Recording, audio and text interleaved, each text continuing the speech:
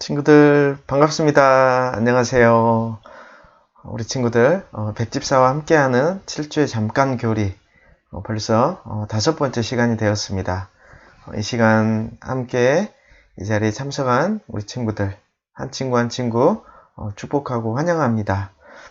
오늘은 우리가 함께 행위 언약은 무엇입니까?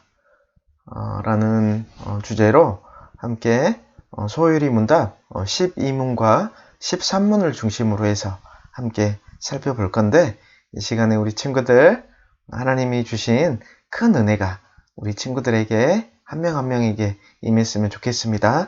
선생님이 잠깐 기도하고 시작하도록 하겠습니다. 하나님 감사합니다. 오늘 또 우리 친구들과 함께 소요리 문답을 중심으로 해서 교리를 살펴보려고 합니다. 오늘은 소요리 문답 12문과 13문 중심으로 해서 함께 살펴보는데, 하나님께서 이 시간 함께 하여 주시기를 원합니다. 이 시간에 이제 행위 언약은 무엇입니까? 라는 제목으로 함께 살펴볼 텐데, 이 시간 우리가 말씀을 듣고 또 배울 때 하나님 지혜를 주시고 또 집중할 수 있는 마음을 허락하여 주시옵소서. 또 가정에서도 예배를 통하여서 풍성한 시간 되도록 우리 하나님 도와주시옵소서. 감사합니다. 예수님 이름으로 기도했습니다. 아멘. 이 시간에 우리 행위 언약은 무엇입니까? 오늘은 12문과 13문을 중심으로 해서 함께 살펴보겠습니다. 먼저 12문 선생님이 문제를 읽겠습니다. 우리 친구들이 큰 소리로 답을 읽어주면 됩니다. 12문에 하나님이 사람을 창조하시고 사람에게 특별히 섭리하신 것은 무엇입니까? 12문의 답 함께 우리 친구들 읽어볼까요? 하나님은 사람을 창조하신 후 사람과 언약을 맺어 완전한 순종을 하면 영생을 주고 선악과를 따먹지 말라는 명령에 불순종하면 죽음의 형벌을 주겠다고 말씀하셨습니다. 내용이 길어서 조금 어려울 수 있어요. 우리 큰 소리로 답을 다시 한번 읽어볼까요? 하나님은 사람을 창조하신 후 사람과 언약을 맺어 완전한 순종을 하면 영생을 주고 선악과를 따먹지 말라는 명령에 불순종하면 죽음의 형벌을 주겠다고 말씀하셨습니다. 선생님이 오늘은 말씀을 좀 적었습니다. 우리 친구들 말씀을 함께 읽어볼게요. 먼저 갈라디아서 3장 12절 말씀 시작. 율법은 믿음에서 난 것이 아니니 율법을 행하는 자는 그 가운데서 살리라 하였느니라. 창세기 2장 17절 말씀 우리 함께 읽어볼까요?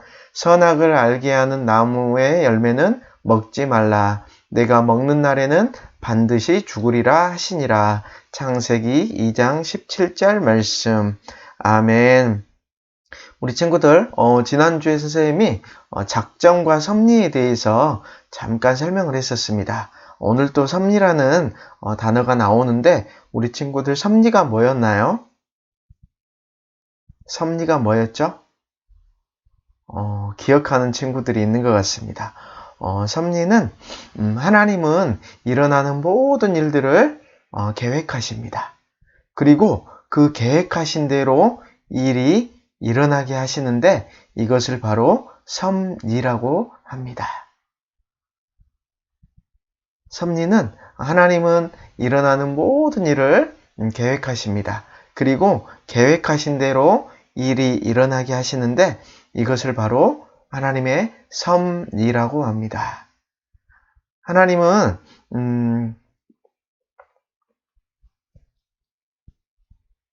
모든 역사는 하나님의 섭리를 보여줍니다. 역사책의 모든 이야기는 하나님에 대해서 말하고 있습니다.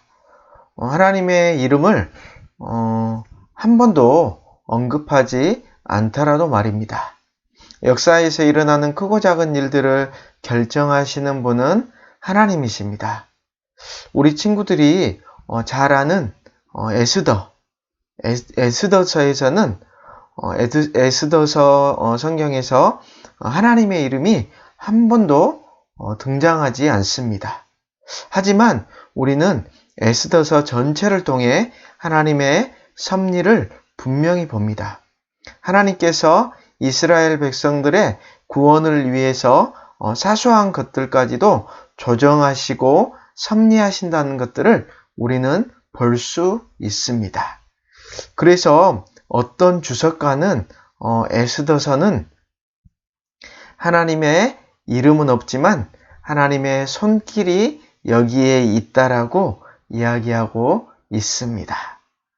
하나님의 섭리를 우리는 에스더서를 통해서 확인할 수가 있습니다. 하나님께서는 모든 피조물을 목적이 있어서 창조하셨고 특히 인간을 특별한 존재로 만드셨습니다. 그리고 그 창조하신 인간과 특별한 언약을 맺으신 것입니다. 이 특별한 언약은 완전한 순종을 요구하시는 것입니다. 영원한 생명의 관계를 제시하시고 나와 그런 관계로 들어갈 것이라는 약속을 하십니다. 우리 친구들 그렇다면 여기서 언약이라는 단어가 또 나왔는데 우리 단어를 잠깐 살펴보겠습니다. 언약은 선생님이 아마 예배 시간을 통해서도 몇 차례 이야기를 했었는데 아마 우리 친구들이 다 기억을 하고 있겠지만 다시 한번 점검해 보겠습니다. 언약이 뭐냐면 언약은 두 당사자 간에 서로를 위해 어떤 일을 하기로 합의하여 이루어진 협약이라고 할 수 있습니다. 구약에서는 언약의 뜻은 끊는다라는 어원을 가지고 있는데 이는 계약을 맺을 때 짐승을 둘로 쪼개서 엄숙한 의식을 행한 데서 유래된 말입니다. 짐승을 둘로 쪼개서 피가 넘쳐 흐르는데 그곳을 지나갑니다. 그리고 언약을 지키지 않으면 이 짐승처럼 죽을 수 있다는 것을 보여주고 있습니다. 우리는 죄를 짓지 않는 이상 대한민국에서 편안하게 살 수 있는 특권이 있습니다. 왜냐하면 우리는 대한민국에 시민권이 있고 그 권리가 헌법에 보장되어 있기 때문입니다. 또 우리나라 국민은 누구나 국가에 대한 의무가 있습니다. 이 모든 것이 헌법에 정해진 권리이고 또 의무입니다. 하나님께서도 인간들을 이 세상에 살게 하셨을 때 권리와 의무를 정하셨는데 이것을 바로 행위 언약이라고 합니다. 하나님께서도 인간들을 이 세상에 살게 하셨을 때 우리가 누릴 수 있는 권리와 우리가 행해야 되는 의무를 정하셨는데 이것을 바로 행위 언약이라고 합니다. 여기서 행위라는 명칭이 들어갔다고 해서 아담과 하와가 완전한 순종이라는 행위로 영생을 얻는다고 생각하면 안 됩니다. 이 언약은 하나님의 낮아지심, 즉 은혜로 성립이 되는 것입니다. 행위 언약에서 약속된 것은 생명이었습니다. 이 생명은 자연적인 생명을 포함해서 영적인 생명을 의미하고 있습니다. 영적인 생명은 영원히 하나님과 연합해 있는 상태를 의미합니다. 그리고 이 생명은 영원한 생명을 의미합니다. 몸과 영혼이 영원한 행복의 상태에 있는 것입니다. 하나님은 인간과 이렇게 언약을 맺으시면서 인간이 언약의 조건들을 지킬 수 있는 능력도 주셨습니다. 그래서 동산 중앙에 선악을 알게 하는 나무를 심으시고 인간들이 그 열매를 먹는 날에는 반드시 죽을 것이라고 말씀하셨습니다. 우리 창세기 2장 17절 말씀 함께 읽어볼까요? 선악을 알게 하는 나무의 열매는 먹지 말라. 내가 먹는 날에는 반드시 죽으리라 하시니라. 하나님께서 선과 악을 알게 하는 나무를 주신 것은 인간들을 시험에 들게 하려는 것이 아니었습니다. 단지 이 나무를 통해서 인간들이 하나님의 말씀에 순종하는지를 알려고 하셨던 것입니다. 그러나 아담은 하나님께 순종했나요? 불순종했나요, 친구들? 너무 잘 알고 있네요. 맞습니다. 순종하지 않았습니다. 하나님은 동산의 모든 나무의 열매는 먹어도 되지만 선악을 알게 하는 나무는 먹지 말라고 하셨는데 불순종하여서 선악과를 따먹게 되었습니다. 하나님의 말씀에 불순종하고 반역하는 순간 아담과 하와는 모든 아름다운 지위를 상실함과 동시에 비참한 죽음의 심판을 받게 되었습니다. 우리가 잘 아는 것처럼 아담과 하와는 뱀의 유혹에 넘어가 선악과를 따먹게 되었습니다. 그로 인해 완벽히 조화로웠던 인간의 삶에 4가지 부조화가 찾아오게 되었습니다. 4가지 부조화. 4가지 부조화는 다른 말로 관계의 파괴가 찾아오게 되었습니다. 첫 번째는 먼저 하나님과의 부조화입니다. 하나님과의 관계에 파괴가 찾아오게 되었습니다. 하나님께서 창조하신 목적을 따라 하나님께서 기뻐하시는 존재로 이 세상에서 살고 온 창조 세계를 하나님을 대신해 영광스럽게 다스리며 하나님을 기뻐하시는 지위를 잃어버리게 된 것입니다. 또한 타락 전 인간은 하나님과의 친밀한 교제를 나누었습니다. 그러나 타락한 후 인간은 하나님을 두려워하는 존재가 되고 말았습니다. 두 번째는 자연과의 부조화입니다. 아담이 범죄하기 전에는 자연으로 인한 피해라는 것이 없었습니다. 상상할 수도 없었습니다. 하지만 산사태나 홍수가 나서 사람들이 죽고 가뭄으로 인해서 인간과 식물들이 고통당하는 일 같은 우리가 상상할 수도 없는, 생각할 수도 없는 그런 일들이 일어나게 되었습니다. 모든 자연과 인간은 완전한 조화와 상호작용 속에서 살아갔지만 타락한 후 땅은 가시덤불과 엉겅퀴를 내게 되었습니다. 땅이 황폐하게 되었고 또 땅이 저주받는 땅이 되게 되었습니다. 세 번째는 다른 사람과의 부조화입니다.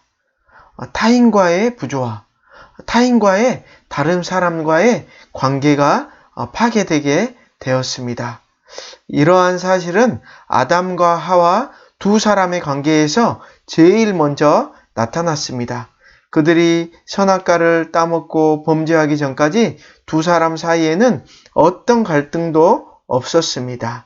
다만 하와가 먼저 선악과를 따먹고 그것을 아담에게 주어서 먹게 하였을 뿐입니다. 그러나 범죄한 후 두 사람 사이에는 갈등이 생겼습니다. 하나님께서 아담에게 선악과를 따먹은 이유를 물었을 때 아담은 하나님이 내게 주셔서 함께 하신 그 여자가 줌으로 내가 먹었나이다라고 하와의 핑계를 대게 되었습니다.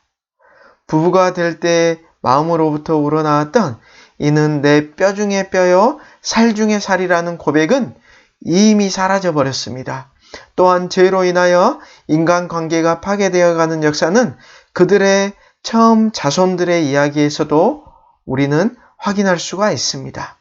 아담과 하와가 낳은 아들 가인은 동생 아벨을 죽이는 첫 살인자가 되었습니다. 아담과 하와는 처음으로 죽은 경험을 해야 했습니다.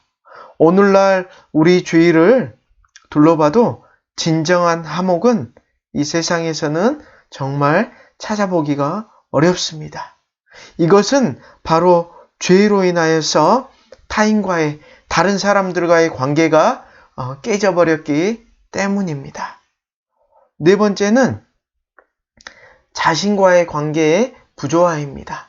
자신과의 관계가 파괴되었습니다. 인간은 하나님의 형상대로 창조된 존재입니다. 그러나 타락한 후 자신과의 관계가 완전히 파괴되었습니다.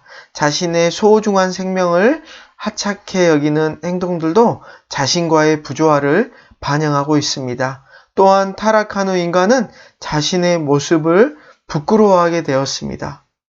우리는 이처럼 죄로 인하여서 하나님과의 관계, 자연과의 관계, 다른 사람들과의 관계, 나 자신과의 관계가 완전히 망가지고 완전히 파괴되게 되었습니다.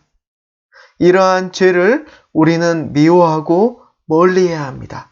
우리는 죄인으로 태어나서 늘 죄를 가까이하고 또 죄를 날마다 지고 있습니다. 하지만 우리를 사랑하시는 하나님의 구속의 은혜가 우리에게 있습니다.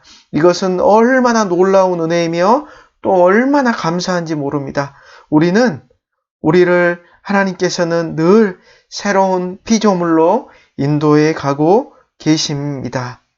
우리 13문을 이제 12문을 마치고 13문 우리 함께 선생님이 문제를 읽으면 우리 친구들이 답을 읽겠습니다.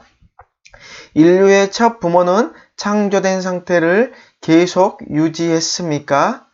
답 우리 함께 읽어볼까요? 인류의 첫 부모는 자유의지를 가지고 하나님에게 범죄해 창조된 상태에서 타락했습니다. 우리 창세기 3장 6절에서 8절은 우리 친구들이 가정에서 찾아보시고 우리 13절 창세기 3장 13절 말씀 그리고 전도서 7장 29절 말씀을 함께 읽겠습니다.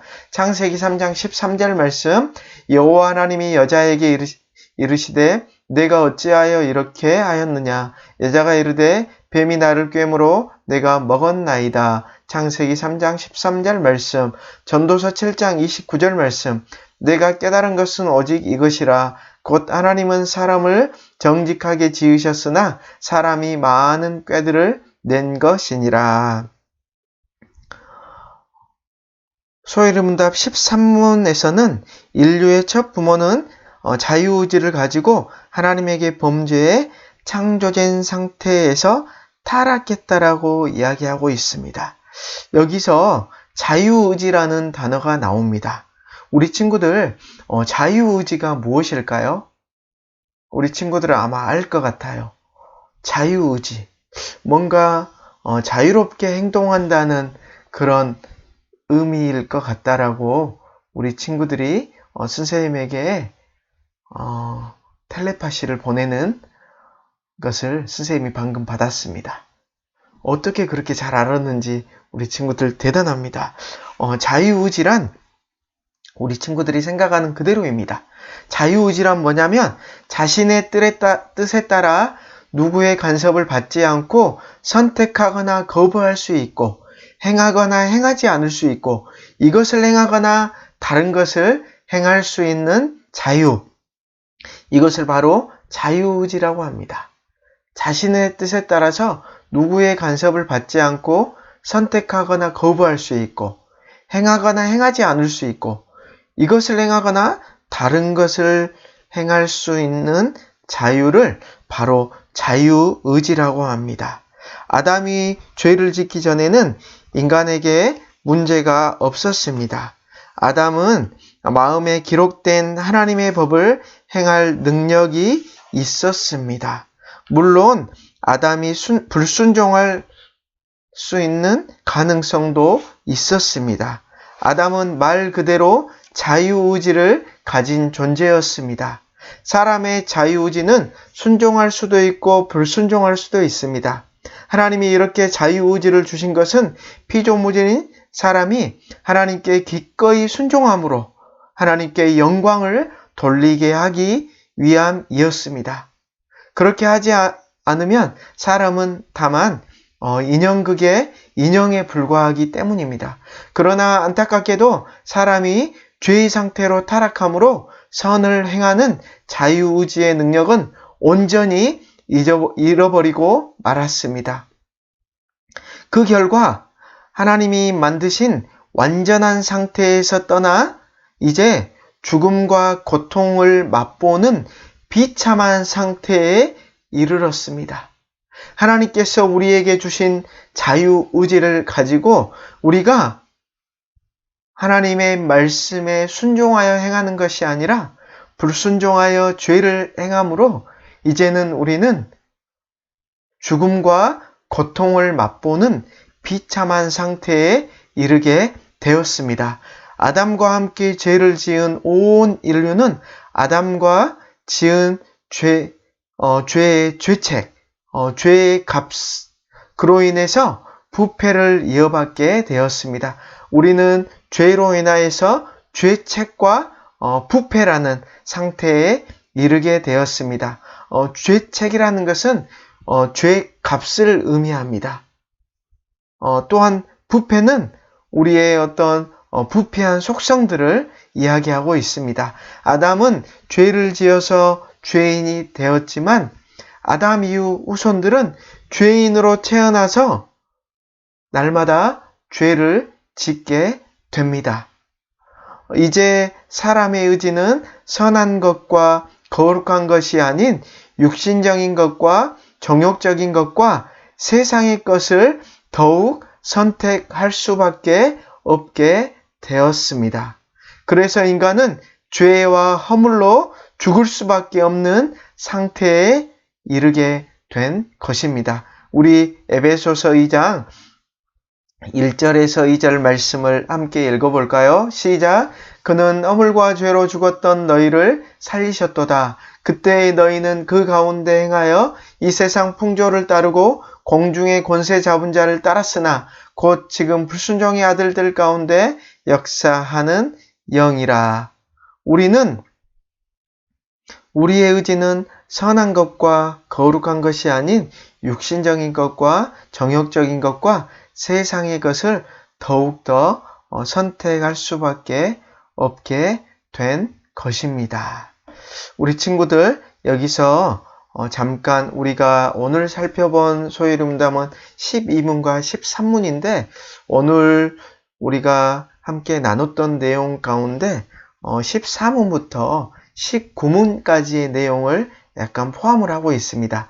우리가 다음 시간에는 소위름답 20문을 중심으로 해서 은혜 언약을 살펴볼 텐데 오늘 선생님이 16문을 중심으로 해서 함께 선생님이 우리 친구들과 좀 살펴보고 싶은 것이 있습니다. 여기서 우리 친구들에게 잠깐 문제를 하나 내겠는데 우리 친구들이 선생님이 문제 내는 것에 대해서 잠깐 생각해 봤으면 좋겠습니다. 죄란 무엇입니까?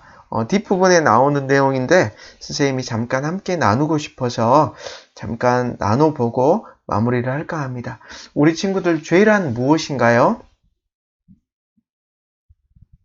죄란 친구들을 미워하고 부모님 말씀에 불순종하고 또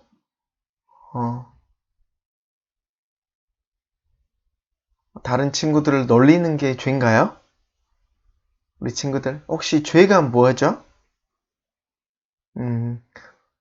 죄란 하나님의 법을 불순종함에 있어서 부족하거나 하나님의 법을 어기는 것을 죄라고 이렇게 표현하고 있습니다. 죄는 하나님의 법을 순종함에 대해 조금이라도 부족하거나 위반한 것을 말합니다. 하나님의 법을 지키지 않는 것은 물론 조금이라도 부족한 것이 다 죄라고 합니다. 기준이 어마어마하게 높습니다. 하나님의 법을 순종함에 있어 부족한 것과 하나님의 법을 어기는 것은 비슷한 말입니다. 하지만 하나님의 법을 순종함에 있어 부족하다는 것은 하나님의 법을 적극적으로 충분히 완벽하게 행하지 않는 것을 의미합니다. 여기에 관련된 성경 구절이 야고보서 4장 17절입니다. 우리 함께 읽어볼까요? 그러므로 사람이 선을 행할 줄 알고도 행하지 아니하면 죄니라. 하나님의 법을 순종함에 있어서 부족한 것은 하나님의 법을 적극적으로 충분히 완벽하게 행하지 않는 것을 죄라고 이야기를 하고 있습니다. 또 두 번째는 하나님의 법을 어기는 것은 하나님의 법을 아예 어기는 것, 아예 지키지 않는 것, 하지 말 것을 하는 것을 또 죄라고 이야기하고 있습니다.